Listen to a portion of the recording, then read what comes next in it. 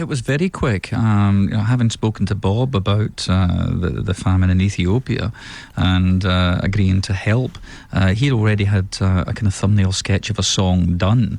I went off and sat down with a little keyboard and came up with a da da da da da da da da, you know, and proceeded to try and stick these very incompatible ideas together.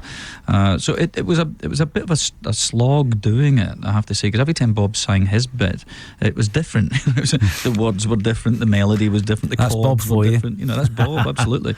But I spent 4 or 5 days in my studio piecing this together and moulding it into some kind of form that was acceptable. But it wasn't by no means the best song in the world. It did its job admirably, brilliantly, but as a song itself, it's okay. It's still doing the job today, though. It's as much Christmas as Bing Crosby and Nat King Cole now, isn't it? Which is amazing for a song that was written specifically, and quite a dark song written specifically about that subject, about Africa and the famine and what's going on there. But I think it's now transcended that, and it's, as you say, it's now embroiled so much in the whole Christmas event. It is as Christmassy as a Decibedelius. There are rumours that you and Bob have had your ups and downs, your fallouts, your disagreements and so on.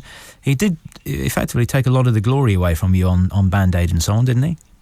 Well, there were moments, things like at Live Aid, Ultravox and the Boomtown Rats were swapped round so that Bob could perform for the Royals, who were only allowed to be there for an hour because of security. But I was lied to, not by Bob, but by people around me, around both Bob and I, about the reasons why we had to be moved round. And when I was confronted by the journalists about this, I denied it and just said no. And of course, over the years, it's become very apparent that I was moved round. That's not a major problem. I've never had any major fallouts with Bob at all. We've never had reason to. We have a very relaxed, friendly attitude towards each other, and it comes out in forms of obscene phone calls to each other or texting ridiculous messages to each other. But no, I think the media made a big hoo-ha about possible conflict, and there were none at all. He's still a very good friend. In fact, I hear today that he'd been awarded something for his work on human rights, which is just fantastic. Well, you've sold over 20 million records, picked up awards here and there, from Ivor Novello's to Grammys. Do you like to forget about Slik? If I was writing my CV, I would try and omit it because I had nothing really to do with the creative element of Slik, other than the fact that that's how we looked, and that was my choice to cut my hair that way or wear those particular clothes.